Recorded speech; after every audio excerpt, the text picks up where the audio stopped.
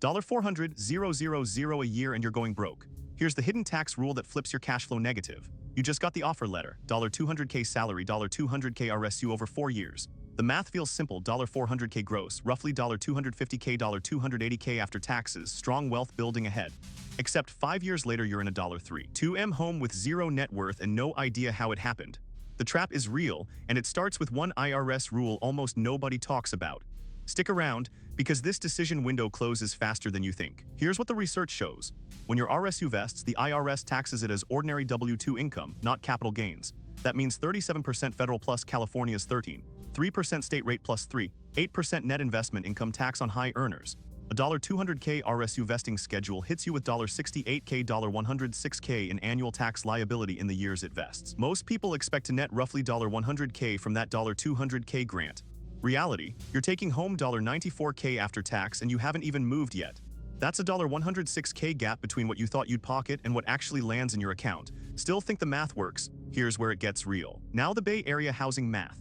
Median price $3, 2M on the peninsula $3, 1M in San Francisco. To service a $2, 5M mortgage plus property tax 25% annually on California assessed value roughly $31, $250 per year plus homeowners insurance $2, $500 $4,000 annually. You need $180K, $220K in after-tax annual income just for the house. You're earning $400K gross, but after federal, state, and RSU taxes on vesting years, your actual take-home is roughly $250K, $280K. Subtract $200K for the house payment, property tax, and insurance. You're left with $50K, $80K for everything else. Food, car, insurance, childcare, utilities, retirement savings. That's the entire margin of safety built into a six-figure income. But here's where it gets worse, and this is the part nobody warns you about.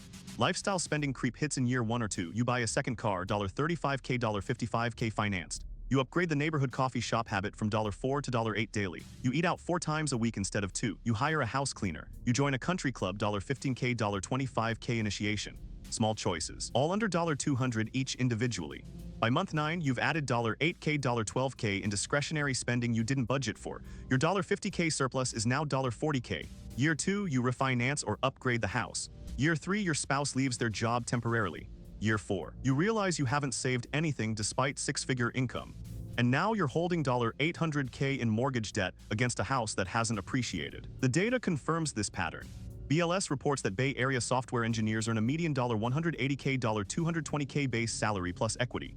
When you layer in RSU taxation at 3% effective rate during vesting years, plus California's top marginal rate on high earners, plus FICA taxes, your investable surplus, the cash left after taxes, housing, and baseline living expenses, drops from the expected $50K, $100K annually to 0 or negative. Over 5 years, the expected outcome is $250K, $500K in accumulated net worth. The actual outcome, minus $50K to minus $250K. A $300K, $750K gap between what you thought you'd build and what you actually built. The decision that locks you in happens in year 1 or 2. Do you buy the house now, or do you wait and relocate? If you buy now, you've committed to Bay Area state taxes on all future RSU vesting, locked in a $2, 5M plus mortgage, and eliminated any geographic tax arbitrage. If you relocate before major RSU vesting accelerates, you can move to a 59% state income tax jurisdiction, Texas, Florida, Nevada, and convert that 3% California tax rate into 0. The math shifts dramatically. That same $400K comp now nets roughly $300K, $320K after federal taxes only. Housing in Austin or Miami runs $600K, $900K.